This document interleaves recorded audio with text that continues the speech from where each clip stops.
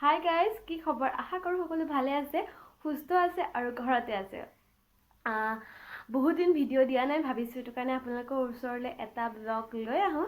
আৰু আজিৰ মোৰ ব্লগটো একদম ৰেচিপিৰে ভৰা হ'ব। মই আজিলৈকে আপোনালোকক একো ৰেচিপি দেখা নাই, সেইটো কাৰণে আজিয়ে দেখাম। একদম বহুত নহয় মানে আৰু 2-3টা।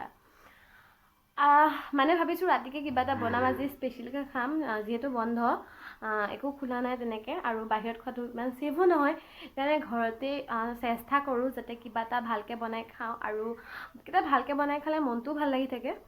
আৰু সেইটো কাৰণে ঘি নাই, তো ঘৰতে ঘৰুৱা উপায়েৰে কিদৰে ঘি বনাব পাৰে তো এতিয়া দেখিব। আশা কৰোঁ আপোনালোকৰ ভিডিঅ'টো লাভজনক হ'ব, আৰু এবাৰ আপোনালোকে ট্ৰাই কৰিব। আৰু যিহেতু মানে কিনি অনা ঘিটোত অকণমান হ'লেও কিবা এটা মিক্স থাকে, সেই তাতকৈ ঘৰত বনোৱাটো বহুত ভাল হয়। একো মিক্স নাথাকে, অকল গাখীৰ থাকে। আৰু পিছফালৰ পৰা গৰু মাত শুনি আছে চাগে, পাপাই যে গৰু আনিছে, তো গৰুকেইটাইহে মাতি আছে। তো সেয়াই ভিডিঅ' মানে দেৰি নকৰি ভিডিঅ'টোলৈ আগবাঢ়োঁ, কাৰণ ভিডিঅ'টো বহুত দীঘল হৈ যাব নহ'লে। তো আহক চাওঁ। ঘি বনাবৰ বাবে ফাৰ্ষ্টে আমাক লাগিব এনেদৰে গাখীৰৰ সৰ, আৰু মই এই সৰখিনি এসপ্তাহমান ধৰি কালেক্ট কৰি আছোঁ। আপোনালোকে যিবিলাক গাখীৰত সৰ থাকে সেইখিনি বহুতে পেলাই দিয়ে বা নেখায় বা বেয়া পায়, সেইখিনি সৰ এনেকৈ কালেক্ট কৰি থ'ব। তাৰ পাছত এই সৰখিনি ভালকৈ মিক্স কৰি ল'ব। ভালকৈ এখন চামুচেৰে, মই যিহেতু এটা হাতে ভিডিঅ' কৰিছোঁ, এটা হাতে হেৰি কৰিছোঁ, মোৰ অলপ দিগদাৰ হৈছে। মই এইখিনি ভালকৈ মিক্স কৰি লওঁ, তাৰপিছত আপোনালোকক দেখাই আছোঁ। এনেদৰে বস্তুখিনি গোটেইখিনি মিক্স কৰি ল'ব। এয়া মিক্স কৰা হৈ গৈছে। তাৰপাছত আমি কৰিম কি, তাৰপাছত এটা কেৰাহী এইদৰে আমি পাতি ল'ম,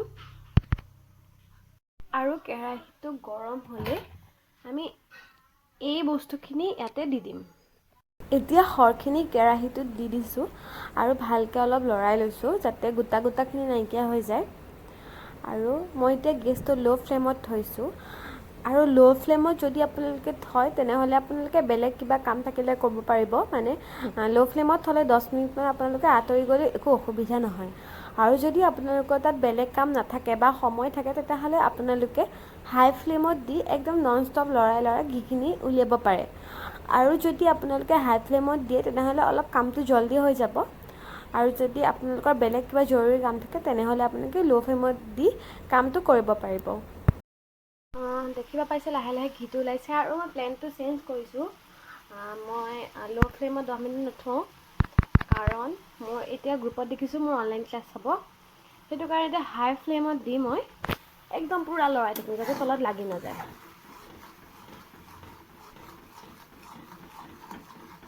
লৰাই থাকিব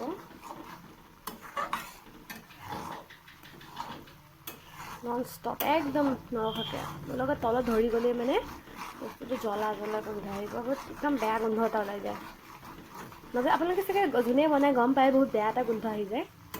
যদি সেই গোন্ধটো আপোনালোকে নিবিচাৰে তেনেহ'লে একদম লৰাই থাকিব। আৰু যদি লৰাব সময় নাথাকে তেনেহ'লে ল' ফ্লেমত দি থৈ দিব। আৰু এটা কথা, এইখিনি ভাজি থাকোঁতে বহুতো চিটিকনি আহে দেই, তাৰ পৰা সাৱধান, মেইন কথা। পাইছে ঘিটো ওলোৱা মানে ষ্টাৰ্ট হৈ গৈছে। এনেখন কিন্তু আপোনালোকে বস্তুটো কাঢ়ি নিদিব, একদম এইবিলাক বগা যে একদম ৰঙচুৱা হ'বলৈ দিব, পূৰা ভাজ খাবলৈ দিব। তাৰপিছতে বস্তুটো কাঢ়িব। আৰু বস্তুটো কিছুমানে কি কৰে, এই ঘিখিনি ওলাইছে নহয়, সেইখিনি কাঢ়ি থৈ দিয়ে। সেইটো নথ'ব, তেতিয়া অলপ গোন্ধ এটা ওলায়। গোটেইখিনি ভালকৈ ফ্ৰাই হ'লে তেতিয়া বস্তুটো গোন্ধ নোলায়। গোন্ধটো এনেও ঘিৰ থাকে, একদম বেয়া কিবা এটা কেঁচেমা গোন্ধ এটা আহে যদি ভালকৈ ফ্ৰাই নকৰে। দেখিছে বহুতখিনি ঘি ওলাই গৈছে, ভালকৈ ফ্ৰাই কৰি আৰু এই পকাখিনি ৰঙা হ'ব লাগিব। মই নন ষ্টপ লৰাই থকাৰ পিছতো দেখিব পাইছে অলপ ৰঙা হৈছে ছাইডখন, হ'লেও মই এইখিনি ৰঙা হ'বলৈ দিয়া নাই বাৰু। এইখন ৰঙা বাৰু হ'বই, নহয় বা তেলটো নোলাব। কিন্তু আপোনালোকে যদি পূৰা হাই ফ্লেমত যদি লৰাই নাথাকে, গোটেইখিনি এনেকুৱা ৰঙা হৈ যাব। আপোনালোকে ঘিৰ পৰিমাণটো কম পাব, আৰু প্লাছ গোন্ধ এটা ওলাব। মই এতিয়া সেইটো মিডিয়াম কৰি দিছোঁ। ক্লাছ ষ্টাৰ্ট হ'ব এতিয়া, 4টা বাজিব এতিয়া, আৰু মই বহুত গৰম লাগিছে, গাটো ধুব লাগিব। মই ক্লাছ কৰিব নোৱাৰিম। ভালকৈ ভাজি থাক। ঘি মাত্ৰাটো বাঢ়ি বাঢ়ি আহি আছে। পাৰিলে আপোনালোকে ননষ্টিকত মানে ননষ্টিক কেৰাহীত বনাব, তেতিয়া চাগে এই পুৰা ইচ্ছু নহ'ব চাগে। কিন্তু এইটো কেৰাহী ননষ্টিক নহয়, সেইটো কাৰণে নেকি পুৰি গৈছে। আৰু ভাজিব লাগিব। এইখিনি দেখিছে, এইখিনি দেখিছে, এইখিনি আৰু 5 মিনিটমান ভাজিলে হৈ যাব চাগে। এইখিনি ভাজা হৈ গৈছে। মই নাভাজোঁ কাৰণ মোৰ ক্লাছ ষ্টাৰ্ট হৈ যাব এতিয়া, মোৰ দেৰি হৈ গৈছে। হ'লেও ৰঙা হৈ গ'ল দেখিছে পুৰা। এয়া দেখিছে, এটা বাতি ল'ব আৰু এনেকুৱাখন চাকনি ল'ব। ষ্টীলৰ চাকনি হ'লে ভাল, মোৰ এইখন বেয়া হৈ গ'ল, তো সেইটো কাৰণে মই এইখনেই ইউজ কৰিছোঁ। আৰু হেতা এখন দি এনেদৰে আনি খুব সাৱধানে এনেকৈ দি দিব তললৈ, যাতে ঘিখিনি পৰি যায়।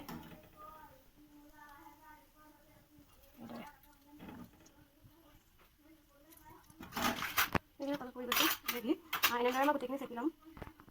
ঘিখিনি প্ৰায় কালেক্ট হৈ গৈছে। এতিয়া ইয়াততো বহুত ঘি জমা হৈ আছে, আমি এইখিনি ভালকৈ চেপি ল'ম। এয়া আমাৰ ঘি ৰেডি হৈ গ'ল। আৰু অকণমান পৰি গ'ল, আপোনালোকে বিচাৰিলে আকৌ এবাৰ চেকি ল'ব পাৰে। মই নেচেকোঁ আৰু অকণমানহে, একো নহয়। আৰু ঘি বনোৱা হৈ গৈছে। আৰু এতিয়া প্ৰায় 4টা বাজিব এতিয়া, আৰু 4টাৰ পৰা আছে মোৰ ক্লাছ। আৰু বহুত বেছি গৰম লাগিছে আৰু কিবা কিবি লাগিছে। ভাবিছোঁ গাটো ধুই লওঁ, অলপ ফ্ৰেছ লাগিব। ক্লাছটো কৰিও ভাল লাগিব, তেনেহ'লে মই গাটো ধুই লওঁ। জাষ্ট অনলাইন ক্লাছ কৰি হ'ল, এতিয়া অকণমান ওলাই যাওঁ বাহিৰলৈ, অকণ ফ্ৰেছ লাগিব। এতিয়া এনেই ঘৰতে সিহঁতৰ লগত বহি আছোঁ। আৰু এতিয়া আকৌ 7টাৰ পৰা ক্লাছ আছে। ক্লাছ কৰি কিবা এটা খাবলৈ বনাম। আৰু এতিয়া প্ৰায় 7টা বাজিব এতিয়া, আৰু মোৰ আছে 7টাৰ পৰা অনলাইন ক্লাছ।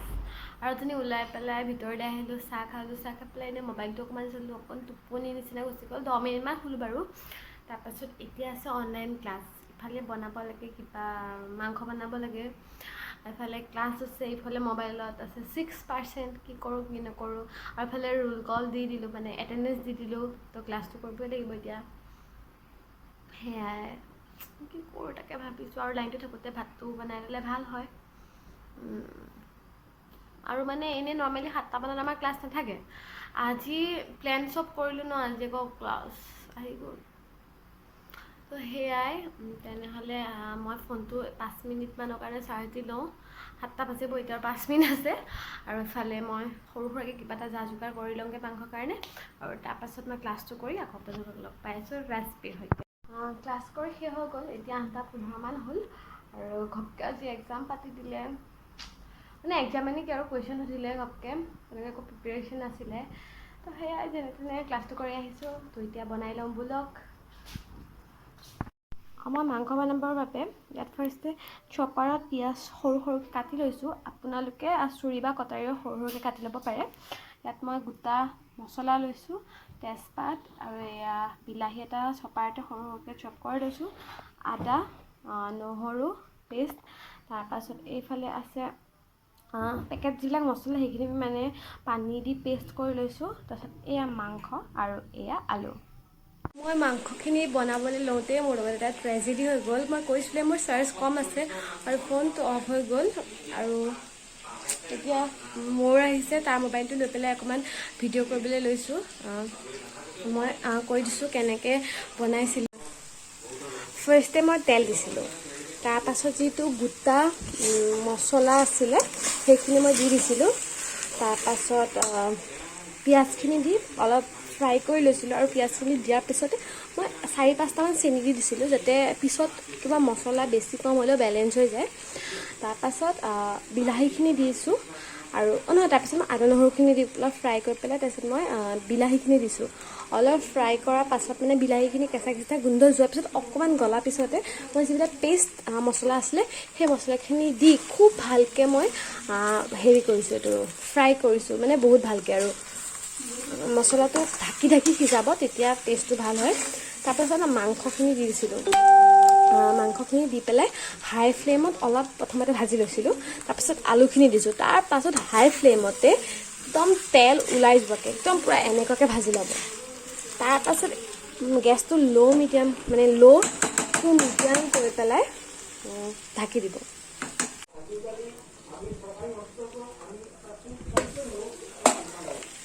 এতিয়া মাংসখিনি অকণমান লৰাই দিছোঁ, একদম তেলটো ওলাই গৈছে।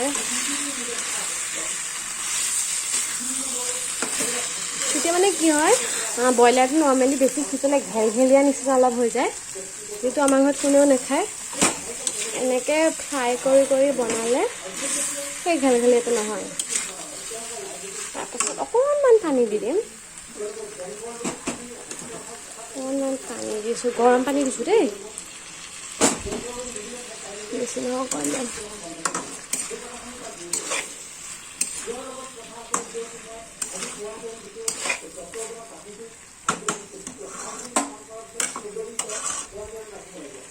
আৰু এইখিনি আকৌ ল' ফ্লেমত দি দিম, যাতে তাৰ মাংসৰ নিজৰ পানীটো ওলাব পাৰে। এতিয়া আমি মাংসখিনিত অলপ পানী ঢালিছোঁ আৰু অলপ উতলিব দিছোঁ। নাজানো কেমেৰাত কালাৰটো অলপ বেলেগ আহিছে, কিন্তু ৰিয়েলত কালাৰটো অলপ ভাল হৈছিলে ইয়াতকৈ। তাৰপাছত গোটা গৰম মছলা, যেনে আপোনাৰ ইলাচি, লং, তেনেকৈ অলপ কোমলাই পেলাই থেতেলাই পেলাই ইয়াতে দি দিছোঁ আৰু এইখিনি পুনৰ 5 মিনিটমান উতলিব দিছোঁ। তাৰপাছত আমি যিটো পেকেটৰ গৰম মছলা হয়, সেই মছলাটো ইয়াতে অকণমান দি দিম। এতিয়া অকণমান গৰম মছলা দি দিম, মানে পেকেটৰ যিটো। অকণমান সময় 10 মিনিটমান নালাগে, 5 মিনিটমান আমি এইখিনি উতলিবলৈ দিম।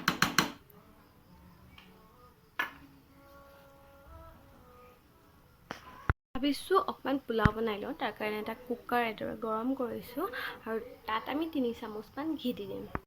এইখিনি ঘি দিলোঁ, তাৰপাছতে ইয়াতে তেজপাত, লং, ইলাচি সেইখিনি আমি দি দিম।